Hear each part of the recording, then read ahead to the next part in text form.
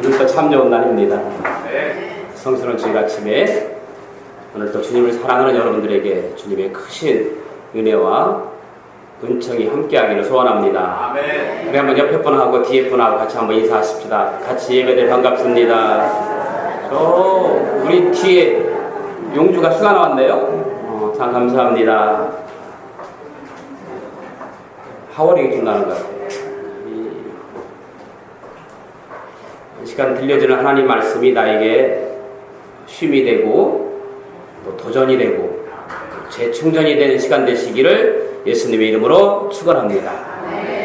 그렇게 숨막혔던 무더위도 이제 한 걸음 뒤로 물러선 것 같아요. 됐습니까? 여자가 남자에게 전화를 걸었을 때 남자들의 반응을 보면 두 사람 사이의 관계를 어느 정도까지 알 수 있다고 합니다. 소위 남자의 변화를 알 수 있답니다. 사랑이 막 시작될 때 여자가 남자에게 전화를 걸면 남자가 받자마자 이래요. 첫마디가 내가 지금 막 나도 전화를 걸려고 했던 참인데 이렇게 말합니다. 그러다가 뜨겁게 사랑할 때 여자가 남자에게 전화가 오면 남자는 지금 어디냐? 내가 금방 갈게. 이렇게 말을 하다가 사랑이 식어진 과도기가 되면 이렇게 말을 한다고 합니다. 내가 나중에 다시 걸면 안 될까?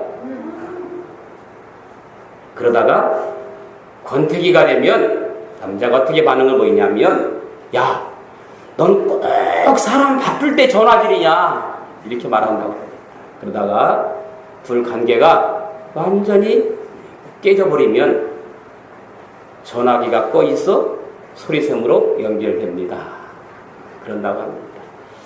또 여자가 감기에 걸려서 콜록콜록 하면 그때 남자의 반응도 이렇답니다.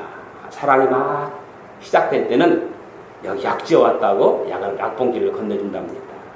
그러다가 뜨겁게 사랑할 때는 차라리 내가 아팠으면 좋겠다라고 말한답니다. 그러다가 과도기가 되면 그러니까 왜 그렇게 싸돌아다니냐고 자그마치 좀 싸돌아다니라고 그렇게 반응한답니다.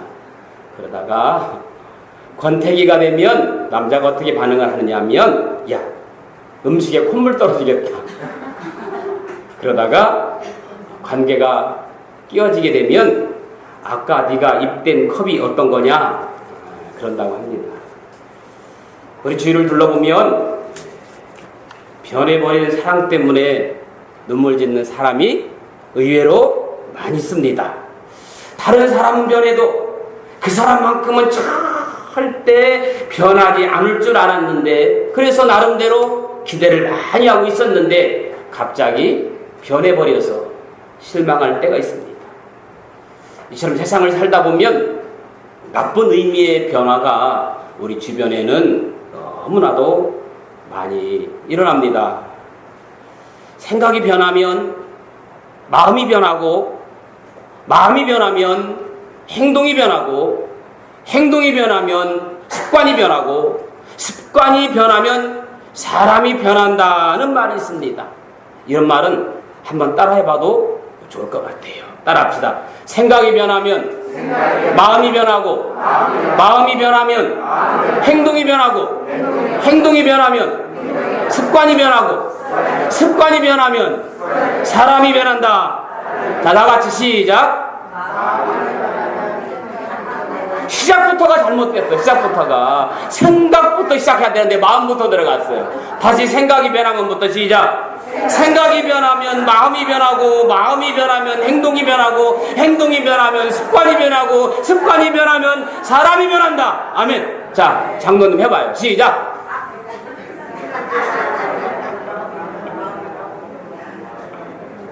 알겠어요. 됐어요. 결국엔 습관이 사람을 변화시키는 거예요. 그래서 기도하는 것도 습관이더라고요. 찬양하는 것도 습관이고 심지어는 죄송하지만 예배 시간에 조는 것도 습관입니다. 오죽했으면 예수님께서 습관을 쫓아 감람산에 가셔서 기도하셨겠습니까? 어쩌면 죄를 그렇게 지키는 것도 습관입니다. 심지어는 은혜 받는 것도 습관이에요. 어떤 분은 예배 때마다 은혜 받았다고 말하는데 어떤 사람은 예배 때마다 은혜 받지 못한다고 투덜만 댑니다. 제 말이 다 맞는 말은 아닙니다. 그렇다고 제 말이 꼭 틀린 말도 아니잖아요. 여러분, 그리스도인들을 변화시키는 주인공은 누굴까? 그리스도인들을 변화시키는 주인공은 누굴까? 다시 말씀드리면 나를 변화시키는 주인공이 누굴까? 어떤 분은 목사님이라고 말해요. 아닙니다. 성령께서 여러분을 변화시키는 줄로 믿습니다. 아멘. 어떤 분은 당신 믿음 없는 걸 목사님 탓이래. 아니, 자기 믿음 없는 것이 어떻게 목사님 탓이에요? 아니야. 그래서 성령께서 우리를 새롭게 하시고, 아멘. 성령께서 우리를 깨닫게 하시고, 아멘. 성령께서 모든 것을 생각나게 하십니다. 아멘. 그런데 성령께서 생각나게 하시는 것은 육신의 것을 생각나게 안 해요. 성령에 속한 것을 생각나게 하시고, 아멘. 성령에 속한 것을 깨닫게 하시고, 성령에 속한 것을 말하게 하시는 줄로 믿습니다. 그러므로 그리스도는 진정 변화를 받고 싶다면 성령이 주시는 생각을 거부하지 말고 받아들여야 됩니다. 성령이 나에게 주시는 것이라면 거부하지 말고 받아들여야 됩니다. 성령이 내게 오시는 것을 거부하지 말고 받아들이라, 그 말입니다. 성령이 오셨네, 성령이 오셨네, 내 안에 성령이 오셨네. 여러분 찬양하잖아요. 그 성령을 받아들이고 모시기를 예수님 이름으로 축원합니다. 자, 오늘 본문에도 성령으로 변화된 한 사람을 소개합니다.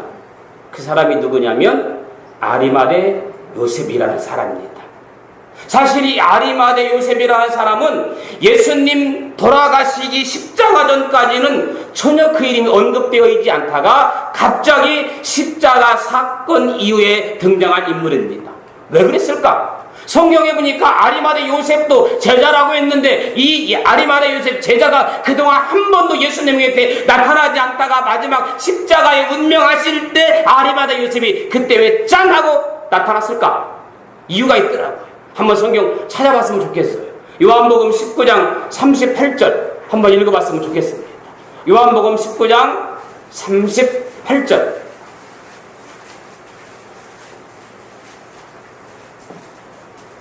더 이상 안 기다릴게요. 시작.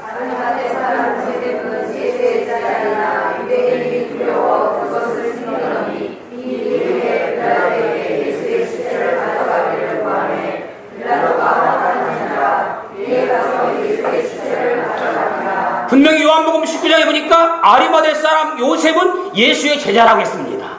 그런데 단 한 번도 예수님 곁에 있었던 적이 없습니다. 그러다가 왜 그랬냐 보니까 유대인이 두려워 그것을 숨기더니, 여러분, 유대인이 두려워 그것을 숨기더니 이게 무슨 말일까요? 솔직히 표현하면 그가 자신이 그리스도임을 밝혔을 때 유대인으로부터 불이익을 당할까봐 숨겼던 겁니다. 어쩌면 자신의 정체를 숨기고 있었던 일종의 007 제자였어요. 그런 아리마대 요셉이 이제 더 이상 자신의 정체를 숨길 수 없다고 판단하고 마침내 용기를 내어서 예수님께 찾아가는 겁니다. 오늘 보면 43절 한번 다시 읽어볼까요? 43절 시작. 아리마대 사람 요셉이 와서 단골이 빌라도에게 들어가 예수의 시체를 달라. 예, 아리마대 요셉이 그동안 제자였던 요셉이 가만히 있다가 갑자기 요셉이 당돌이 예수의 빌라도에게 들어가서 예수의 시체를 달라 하니, 여기 당돌이라는 말은 용기 내었다는 말이겠죠? 마음을 담대히 먹었다는 이야기겠죠?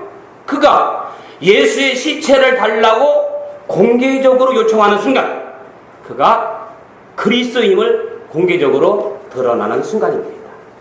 그동안은 숨겼는데, 여러분, 우리의 신앙도 마찬가지입니다. 때로는 우리의 신앙이 공개적인 결단이 필요해요. 선언이 필요합니다.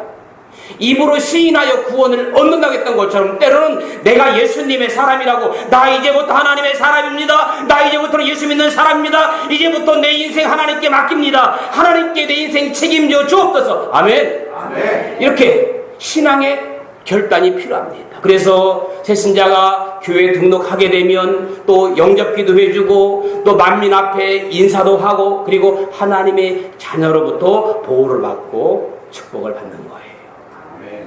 마태복음 10장 32절 33절에 보면 이런 말씀이 있거든요. 누구든지 사람 앞에서 나를 시인하면 나도 하늘에 계신 내 아버지 앞에서 그를 시인할 것이요, 누구든지 사람 앞에서 만민 앞에서 나를 부인하면 나도 하늘에 계신 내 아버지 앞에서 그를 부인하리라. 무슨 말이에요? 내가 하나님을 인정하면 하나님도 나를 인정할 것이고, 내가 하나님을 인정하지 못하면 하나님도 나를 인정하지 못하겠다. 그러므로 너희는 신앙은 때로는 공개적인 선언이 필요하다, 그 말입니다. 할렐루야. 그러므로 여러분들이 어디를 가든지 누구를 가든지 나는 하나님의 자녀라고, 예수님의 사람이라고 공개적으로 선언할 수 있기를 예수님 이름으로 축원합니다. 이것이 바로 공개적 신앙 고백입니다. 저는 가끔 이렇게 운전을 하고 다니다 보면 차 뒤에 물고기표를 달고 다니는 사람을 보거나 또 운전석 앞에 십자가를 달고 다니는 사람들을 보면 굉장히 존경합니다. 솔직히 저는 물고기 안 달았어요. 십자가 안 달았어요. 왜냐하면 그건요, 만민 앞에 담대하게 공개하는 공개적인 신앙의 고백이거든요. 이 차를 몰고 가는 나는 크리스찬이다, 나는 하나님이 지켜주신다, 아마 그런 의미도 있습니다. 그런데 어떤 사람은 죄송하지만 물고기표 달고 다니면서 운전석에 십자가 달고 다니면서도 막 빨간불에 막 지나가고 막 끼어들고 막 끼어들었다고 욕하고, 그러려면 차라리 그 물고기 그냥 빼고 그냥 007 제자로 돌아가는 게 훨씬 나을 것 같다는 생각도 들어요. 제 말 꼭 맞는 말은 아니라겠습니다. 그러나 내가 그걸 달았으면, 십자가를 달았으면, 물고기표를 달았으면 빨간불에 서고 다른 사람들에게 양보도 하고 천천히 FM처럼 운전하게 되면 다른 사람들이 어떻게 부르냐, 야, 저 사람 크리스찬인 것 같은데 참 다르구나. 저는 그래서 운전해서 꼭 끼어야 될 때가 있으면요, 이렇게 봐가지고 뒤에 물고기표 있으면 얼른 끼워달라고 그래요. 근데 거의 10중 8구는 물고기표 있는 사람이 잘 끼워주더라고요. 여러분 혹시 운전이 서투를 때 물고기표 있는 사람한테 어른 앞에 가서 끼워달라고 손짓할 수 있기를 축복합니다.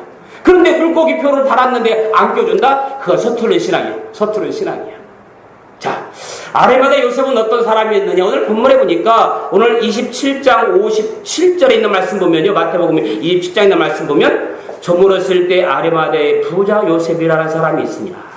아레마다 요셉은 첫째로 돈이 많은 부자였어요. 찾아볼 것도 없어요.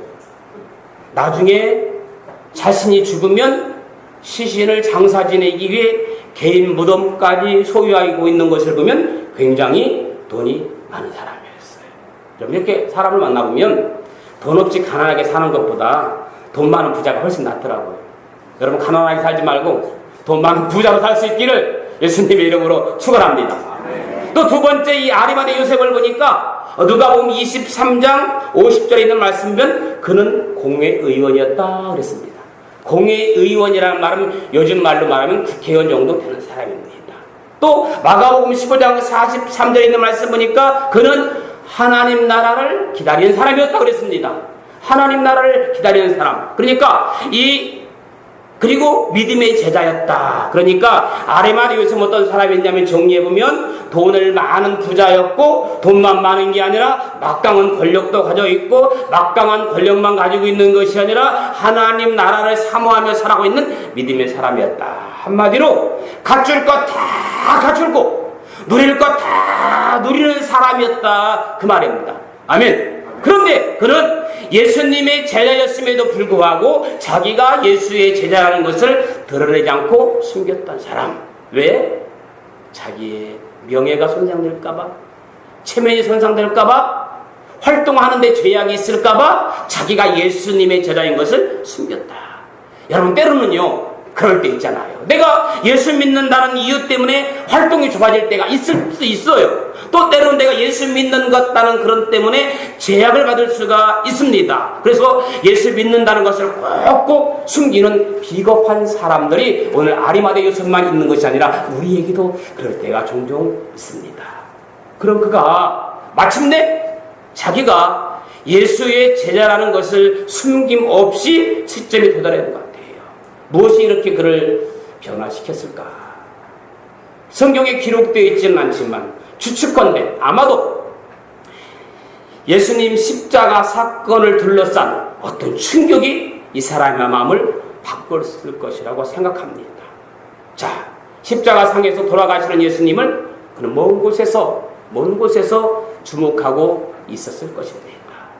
그런데 보니까 예수님께서 십자가에 달려 돌아가시면서 아버지여 저들이 하는 것을 알지 모르니 용서해 주옵소서 기도하면서 예수님의 모습 속에서 어떤 감동을 받지 않았을까 그런 생각을 해봅니다. 예수님을 죽이려고 하는 그 무리들을 미워하지 아니하고 아버지여 저들의 죄를 알지 못하오니 저들을 용서해 달라 거기에서 감동받지 않았을까. 또 어쩌면 지금 십자가상에서 아픔과 고통 속에서 함께 매달린 강도 중에 한 사람이 주여 당신 나라 임할 때 나를 기억해 주옵소서 부르짖고 있을 때 그 부르짖음을 외면하지 아니하고 주님께서 오늘 나와 함께 박원에 있으리라 말씀하셨던 그 당당한 모습 보면서 어쩌면 아리마대 요셉이 감동받은 것이 아닌가. 내가 예수님이 돌아가시는데 내가 그래도 예수님의 제자였는데 내가 무엇을 하고 있었단 말인가? 어떤 죄책감이 있었을 수도 있어요. 그래도 내가 명색의 제자인데 저분이 돌아가시면 이제 안식일이 돌아올 것이고 안식일이 돌아오면 이제 장례를 지내야 될 텐데 장례도 지낼 수 없을 텐데 저분이 묻힐 무덤도 없을 텐데 순간 아리마대 요셉은 마음속에 내가 지금까지 예수님을 위해서 아무것도 한 일이 없는데 마지막 장례라도 지내드려야지. 내가 나 죽으면 장례 지낼 무덤이 있는데 이 무덤에 내가 묻힐 무덤에 예수님께서 마지막으로 장례라도 시켜드려야지. 할렐루야. 성령에 속한 생각을 하게 하시고 말하게 하신 것 같아요. 이것이 성령이 주시는 변화인 줄로 믿습니다. 그래서 빌라도에 찾아갑니다. 예수님의 시체를 나에게 달라. 내가 장사하겠다. 이 놀라운 사실은 아리마대 요셉이 공개적으로 만민 앞에 그리스도의 제자라는 것을 알리는 순간입니다. 많은 사람들이 깜짝 놀랐습니다. 이 아리마대 요셉의 고백에 제일 먼저 놀란 사람이 누군지 아십니까? 니고데모입니다.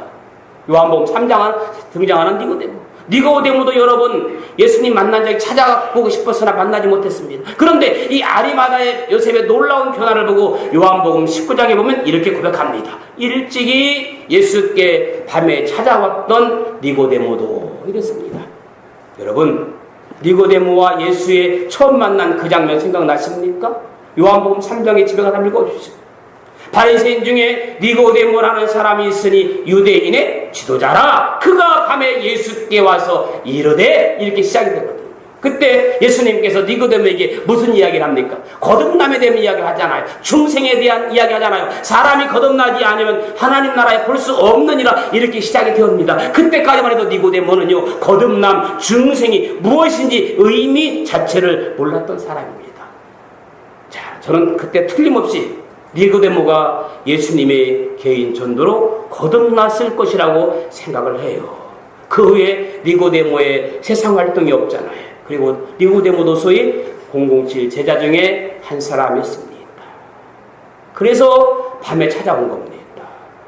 그런데 드디어 그가 밤중에 찾아왔고 예수 믿는 것을 숨기고 있었던 니고데모도 드디어 예수님의 장례 행렬에 참여하게 된 모습을 볼 수가 있잖아요.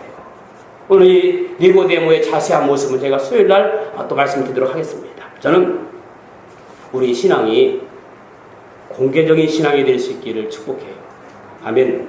여러분, 공개적인 나의 신앙 고백은요 반드시 영향을 끼쳐요. 주변에 영향을 끼쳐요.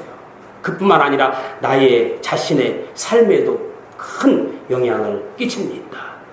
공개적으로 신앙을 선언하면 책임이 따라옵니다. 그것은 내 신앙 성숙에 커다란 도움이 될 줄로 믿습니다. 자, 여러분 회사에서 여러분이 크리스찬인 것을 아십니까? 쉬워요. 알릴 수 있는 방법 중에 하나가 뭐냐면, 내가 광고를 안 해도 회사 식당에서 식사할 때, 함께 직원들과 식사할 때 식사기도 한번 길게 하면, 야, 저 사람 크리스찬이구나 금세 알게 되는 거예요.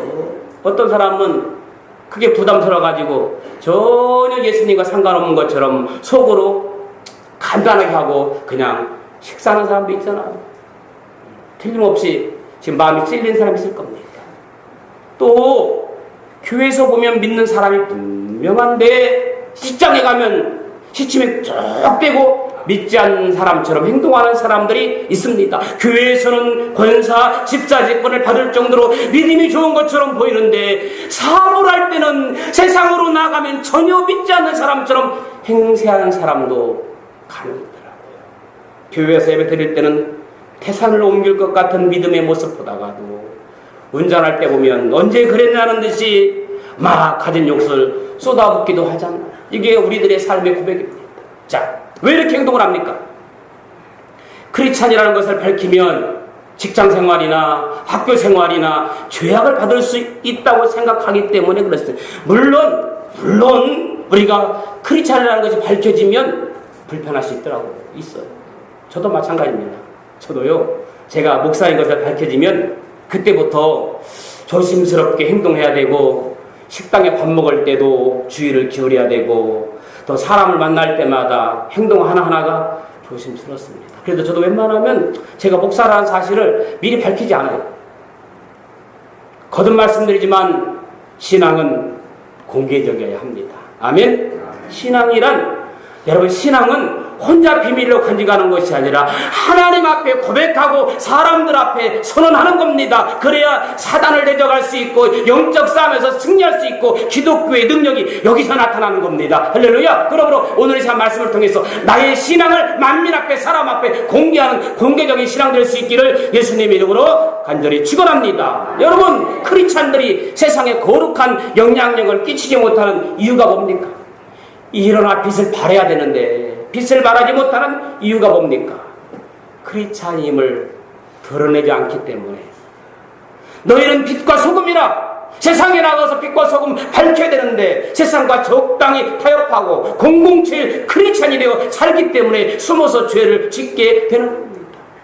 아리마다 요셉처럼 자기가 예수 믿는다는 것을 꼭 숨긴 채 세상의 기준 따라 살아가기 때문에 불신자들에게 전도를 못하는 거예요.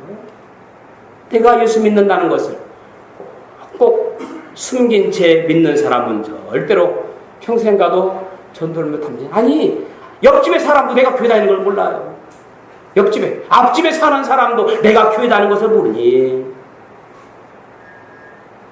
내가 예수 믿는다는 것을 주위 사람이 모르고 있는데 전도가 안 되죠. 저는 이런 얘기를 들었어요. 심지어는 자기 동생이 내 동네로 이사와도 내가 다니는 교회로 데려오고 싶은 마음이 없대요. 물어봤더니 형제가 한 교회 다니면 불편하대요. 난 이 이야기 듣고 얼마나 속상한지요. 형제가 한 교회 다니면 불편해서 형제를 우리 교회로 전도할 수가 없대요. 어떤 교회는요, 같은 교회에 형제 자매가 친척이 제일 많이 나오는 가족을 시상한대요. 제가 아는 권사님은 그 가족이 22명에 전도돼가지고 상 받았대요. 22명이나 되고, 여러분 가족이 몇 명이랍니까? 부부 자식 말고 그 다음에 가족이 몇 사람이 돼요? 난 우리 교회도 그냥 일가족이 교회 나오는 그런 온가족 성도가 될 수 있기를 예수님의 이름으로 축원합니다. 아멘. 내가 아멘도 크게 안 할 줄 알았어요. 여러분, 이제 우리는 숨어있는 자리에 나와서 우리가 크리스찬임을 밝히 드러낼 줄 알아야 합니다. 아리마다 요셉이 믿음으로 살겠다고 결심하니까 니고데모가 용기를 얻고 믿음으로 결단하잖아요. 그러고 나니까 니고데모가 결단하니까 성경에 보니까 이어서 막달라 마리아와 야고보의 모친 마리아와 살로메라고 하는 요한나 등 많은 여인, 많은 사람들이 믿음으로 결단합니다. 아리마다 요셉 한 사람이 결단하니까 그제 수없는 사람마 결단에 회심이 일어나더라 그 말입니다. 여러분, 그래요. 내가 하나님의 사람이라고 고백하고 내가 변하면 나를 통해서 내 가족과 내 주위의 모든 사람들이 결단의 사람들로 바꿔질 줄로 믿습니다. 그래서 안식 후 첫날 해가 뜨자마자 주님의 몸에 향품을 발라드리기 위해 무덤으로 많은 사람들이 달려갔던 겁니다. 이것을 가리켜서 나비 효과라고 그러잖아요. 우리의 사소한 행동이 나중에 엄청난 결과를 가져오는 것을 나비 효과라고 부르잖아요. 무심코 던진 말 한마디가 큰 영향을 끼치는 것처럼. 그런데 사람은 크게 두 분류로 나눌 수가 있습니다. 상승 효과를 나타나는 사람, 그리고 하강 효과를 일으키는 사람. 자, 상승 효과를 일으키는 사람은 어떤 사람입니까? 그 사람 만나기만 하면 시험 들었던 사람도 회복되어지고, 할렐루야! 그 사람 만나기만 하면 용기를 잃고 좌절하던 사람이 용기를 가지게 되고, 할렐루야! 예배 자리에 나오지 않던 사람이 예배 자리에 나오게 되고, 아멘! 믿음이 약했던 사람이 믿음이 강해지는 이유? 이게 뭐예요? 상승 효과를 일으키는 사람이에요. 저는 여러분들이 가는 곳마다 상승 효과를 나타나는 사람들이 수 있기를 주님의 이름을 간절히 축원합니다. 아멘! 여러분이 가면 시험 들었던 사람이 회복되었으면 좋겠어요. 시험 들었던 사람이 내가 가면 막 회복되어지고, 좌절하던 사람이 내가 가면 회복되어지게 되고, 막 예배 드리는 걸 싫어하는 사람이 내가 가니까 막 불끈 예배 드리고 싶은 그런 충동이라는 상승 효과를 일으키는 여러분들의 수 있기를 예수님의 이름으로 축복합니다. 그런데 반대로 하강 효과를 일으키는 사람도 있잖아요. 이건 조그맣게 얘기하지. 그 사람 만나기만 하면 믿음 생활 잘 하던 사람도 시험에 빠지고, 용기를 가지고 살던 사람이 용기를 잃고 좌절하고, 예배라면 그렇게 좋아했던 사람이 예배 자리를 빠지게 되고, 믿음이 강했던 사람이 믿음이 약해지는 경우가 있습니다. 이게 무슨 효과야? 하강 효과입니다. 그러나 주님은 이렇게 경고합니다. 누구든지 나를 믿는 이 작은 자 중 하나를 실족케 하면 차라리 연자맷돌을 목에 달려서 깊은 바다에 빠뜨려지는 것이 나으니라. 이 말씀 여러분 꼭 기억하시기 바랍니다. 누구든지 나를 믿는 이 작은 자 중 하나를 실족하게 하면 차라리 연자맷돌이 그 목에 달려서 깊은 바다에 빠뜨려지는 것이 나으니라. 말씀 정리할게요. 저는 정말 먼저 믿은 내가 좋은 변화를 보였으면 좋겠습니다. 먼저 믿는 내가 상승 효과를 일으키는 사람이었으면 좋겠어요. 터줏대감 노릇 그만하고, 터줏대감이 뭔지 아시죠? 그 자리에서 내려와야 됩니다. 그 자리에 내려와서 먼저 팔 걷어붙이고 몸으로 섬겼으면 좋겠어요. 아멘. zac개오야 내려오라. 어떻게 내려와요? zac개오야 내려오라. 어떻게 내려와요? 속히. zac개오야 내려오라. 어떻게? 속히 뽕나무 위에서 나뭇가지만 흔들지 말고, 흔들어내지 말고 속히 내려와서 주님을 바라볼 수 있기를 예수님으로 축원합니다. 먼저 믿는 사람들이 그렇게 해야 돼요. 친정교회 나온 지 제일 오래된 분이 그렇게 해야 돼요. 목사님 지금 하시는 말씀 나 들으라고 하는 말 아니야? 맞아요. 당신 들으라고 하는 말씀 맞습니다. 제발 부탁인데 말로만 하는 말뿐이 아니라 몸으로 보이는 정말 일꾼이 되었으면 좋겠어요. 아멘. 어떻게 하면 한 영혼을 전도할까? 저는 여러분들이 전도에 갈급한 영혼이 되었으면 좋겠습니다. 우리들도 아리마다 요셉처럼 다른 사람에게 선한 영향을 끼칠 수 있는, 아멘, 따라합시다. 선한 영향을 끼칠 수 있는, 믿음을 상승시키는 그런 사람 되기를 축원합니다. 기도하겠습니다. 사랑하는 아버지 하나님, 은혜를 감사합니다. 주님을 사랑하는 귀한 하나님의 사람들 되게 하여 주옵소서. 다른 사람에게 선한 영향을 끼치는, 믿음을 상승시키는 사람들 되게 하여 주옵소서. 예수님의 이름으로 기도합니다. 아멘.